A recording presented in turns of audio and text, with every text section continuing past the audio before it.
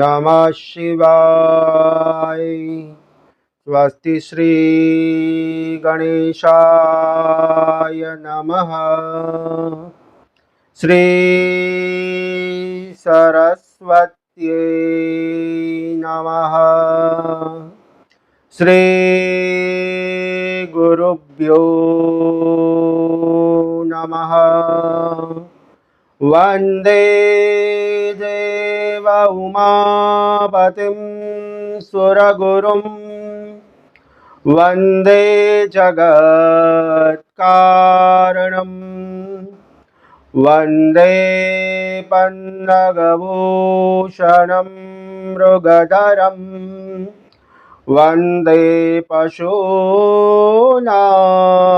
पतिं वन्दे सूर्यशशाङ्कवह्निनयनं वन्दे मुकुन्दप्रियं वन्दे भक्तजनाश्रयं च वरदं वन्दे शिवं शङ्करं वन्दे शिवं शङ्करं वन्दे शिवं शङ्करं। तीक्ष्णदृष्टं महाकायं कल्पान्तं दहनोपमं भैरवाय नमस्तुभ्यं मनुज्ञां दातुमर्षिं। श्री सोमनाथ महादेव की जय। श्री द्वारिकाधीश की जय। श्री काल भैरव देव की जय। सद्गुरु देव की जय। कार्तक मासनी वदनी अष्टमी એટલે કાલ ભૈરવ જયંતી તરીકે ઓળખાય છે। શિવપુરાણ અનુસાર આ દિવસે ભૈરવ દાદાનું પ્રાગટ્ય થયું હતું। શિવજીના ક્રોધાવતાર રૂપે આ અવતાર છે, જેને શિવજીના ક્રોધમાંથી થયો। ભૈરવ દાદાના પ્રાગટ્ય સાથે કથા જોડાયેલી છે। મહાશક્તિની ઉપાસના માટે કાલ ભૈરવ દાદાની કૃપા અનિવાર્ય છે। મહાશક્તિ કોઈ પણ મહાશક્તિની ઉપાસના તમારે કરવી છે તો કાલ ભૈરવ દાદાની આજ્ઞા વગર કોઈ પણ ઉપાસના થતી નથી। સાધનાની સિદ્ધિ માટે ઉર્જા એટલે કે શક્તિની જરૂર પડે છે। એ મેળવવા માટે ભૈરવ દાદાની ઉપાસના આપણે ત્યાં થાય છે। કોઈ પણ યજ્ઞ હોય, કથા હોય કે ગમે તે હોય, કોઈ પણ યજ્ઞ હોય કે કોઈ પણ કથા હોય, એમાં ભૈરવ દાદાનું સ્થાપન કાલ ભૈરવ અને બટુક ભૈરવ રૂપે ઉત્તર અને દક્ષિણમાં સ્થાપિત કરવામાં આવે છે। કેમ કે પહેલાના સમયમાં જ્યારે યજ્ઞ કાર્યો થતા હતા તે સમયે અનેક રાક્ષસો આમાં વિઘ્ન ઊભું કરતા હતા। તેથી વેદોમાં ભૈરવ દાદાની સ્થાપન પહેલા કરવામાં આવે છે। ભૈરવ દાદાની ઉપાસના, એનું આવાહન થયા પછી જ બધા યજ્ઞો, બધી પૂજા આરંભ થાય છે। કાલ ભૈરવ અવતાર શિવજીનો 5મો અવતાર છે। શિવપુરાણ અનુસાર શિવજીનો 5મો અવતાર કાલ ભૈરવનો છે। કાલ ભૈરવ દાદા મહાશક્તિશાળી છે। કેવા છે? શબ્દ ચિત્ર આપ્યું છે।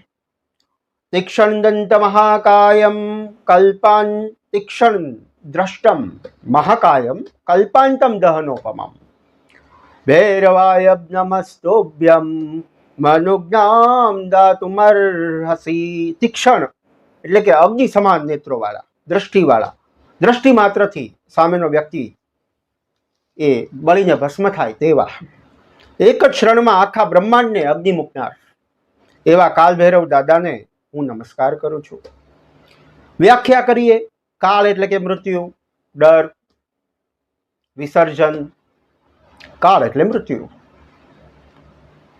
અને ભૈરવ એટલે ભયને દૂર કરનાર, એટલે મૃત્યુરૂપી ભયને દૂર કરનાર કાળ ભૈરવ દેવ છે।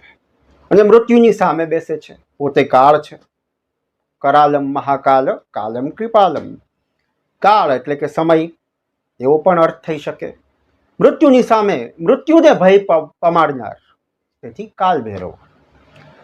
અને બીજી વ્યાખ્યા કરીએ તો કાળ એટલે સમય, અર્થાત મનુષ્યના મૃત્યુની સમયની જે વાસના છે મૃત્યુ સમયે, એ વાસનાને આધારે જીવની જે ગતિ થાય છે તે ગતિ અનુસાર સમય એટલે અર્થાત કાળ એને ઓળખવાનું કામ, કઠિન કાર્ય શિવજીએ કાળ ભૈરવ દાદાને આપેલું છે. એ ઓળખે છે એની વાસનાને, એ તેને કાળ ભૈરવ દાદા આ કૃપા કરે છે. આવા શિવજીના 5મા અવતાર કાળ ભૈરવ દેવ ના ભારતમાં અનેક મંદિરો આવેલા છે જ્યાં તેની નિત્ય ઉપાસના થાય છે. 2 પ્રકારના ભૈરવ છે, એક સૌમ્ય છે અને એક રુદ્ર છે, રૌદ્ર સ્વરૂપ છે, જેને અઘોર રૂપે કહેવામાં આવે છે. સૌમ્ય દાદા છે.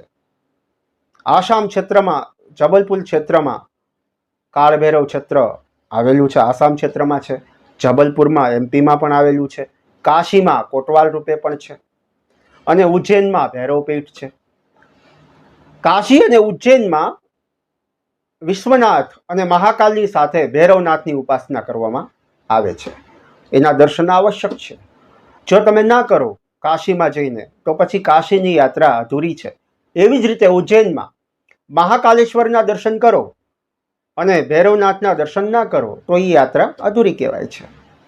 તે સિવાય રાજસ્થાનમાં ભૈરવદેવની ઉપાસના થાય છે, કામરૂપ પ્રદેશમાં ભૈરવદેવની ઉપાસના થાય છે, ગુજરાતના પાલિતાણામાં ભૈરવપીઠ આવેલી છે, ત્યાં પણ ભૈરવદેવની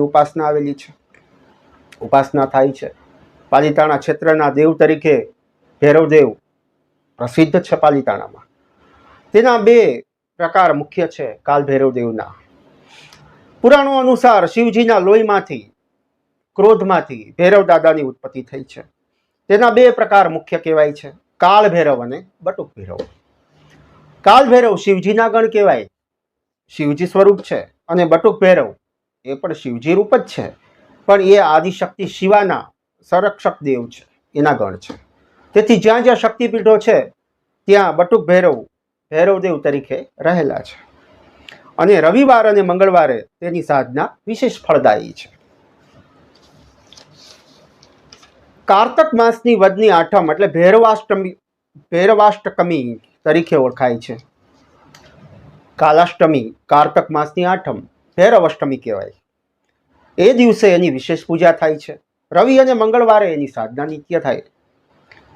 એ સિવાય કારતક માસની વદની આઠમ ભૈરવ અષ્ટમી તરીકે ઓળખાય છે. એ દિવસે એનું વિશેષ પૂજન કરવામાં આવે છે. 16 ઉપચારે ભૈરવદેવની ઉપાસના શિવજીની સાથે કરવામાં આવે. એ દિવસે જાગરણ અને અનુષ્ઠાન કરવામાં આવે છે. તંત્ર પ્રયોગ પણ ભૈરવદેવ દ્વારા સિદ્ધ થાય છે.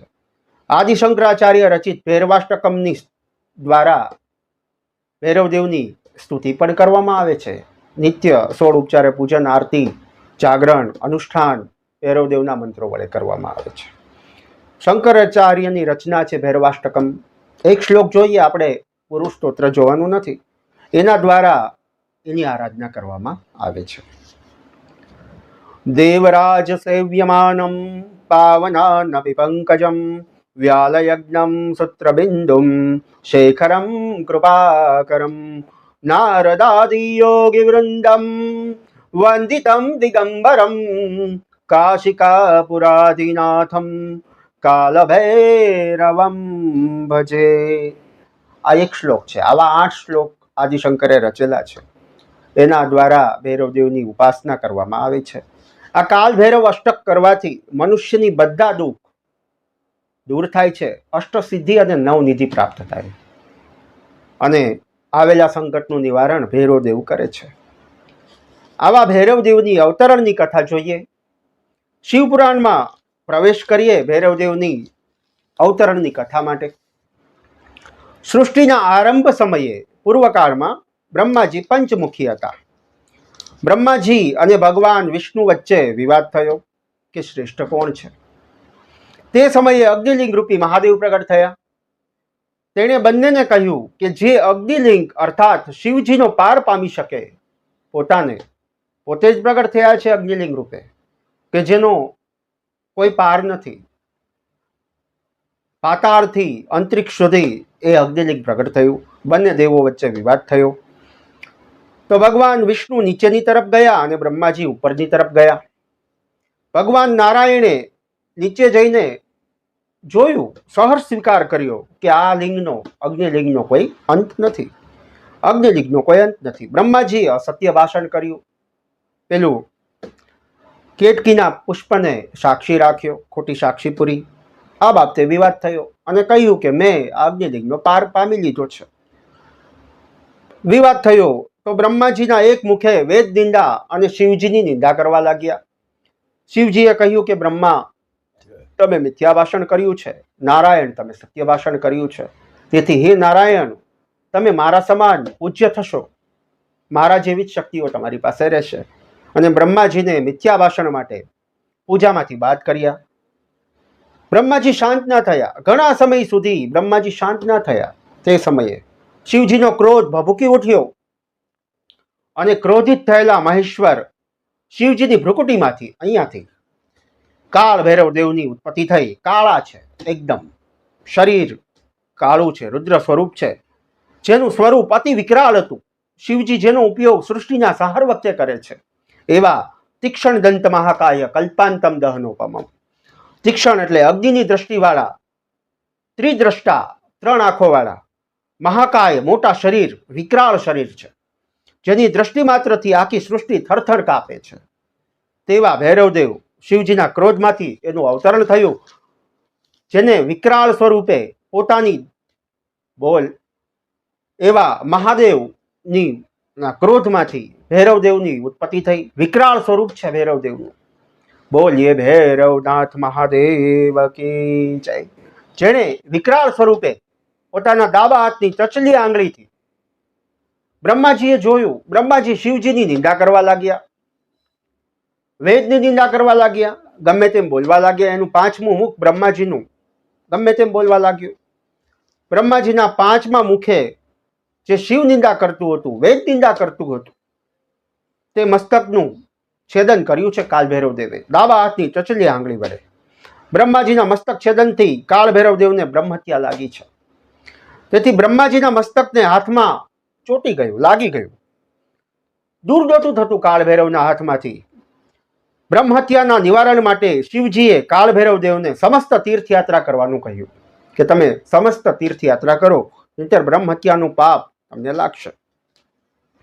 તો ભૈરવદેવને કોઈ તીર્થ ક્ષેત્રમાં શાંતિ ના મળી. અંતે તે કાશીમાં આવ્યા, વિશ્વનાથના પાવન નગરીમાં આવ્યા. ત્યાં ભૈરવદેવના પ્રવેશતા જ બ્રહ્માજીનું મસ્તક તેનાથી અલગ થયું. ભૈરવદેવના કાશીમાં પ્રવેશતાની સાથે જ બ્રહ્માજીનું મસ્તક તેનાથી અલગ થયું. ભૈરવદેવને શાંતિ થઈ. પછી ભૈરવદેવ આગળ શિવજી પ્રગટ થયા છે. શિવજીએ ભૈરવદેવને કાશીમાં કોટવાલ તરીકે રહેવાનું કહ્યું છે. અત્યારે પણ કાશીમાં વિશ્વનાથની સાથે ભૈરવદેવ બિરાજે છે, જેના દર્શન વગર કાશી યાત્રા અધૂરી કહેવાય. આવા ભૈરવદેવ જે શિવજીના 5મા અવતાર છે, જે લોકો કાળ ભૈરવ શિવજીની ઉપાસના નથી કરતા તેને દુઃખની પ્રાપ્તિ થાય છે. કાશી અને ઉજ્જૈનમાં ભૈરવદેવનો વિશેષ મહિમા છે. જે કાળ ભૈરવદેવની આ કથા સાંભળે છે, સુતજી કહે છે, તેને સર્વ સુખની પ્રાપ્તિ થાય છે અને અંતે શિવલોકમાં તે જાય છે. એ બતાવી અને કાલ ભૈરવની કથાને વિરામ આપ્યો છે. બોલીએ સોમનાથ મહાદેવ કી જય. શ્રી દ્વારિકાધીશ કી જય. કાલ ભૈરવ દેવ કી જય. ઓમ નમઃ પાર્વતી પતિએ. હર હર મહાદેવ હર. ઓમ નમઃ શિવાય.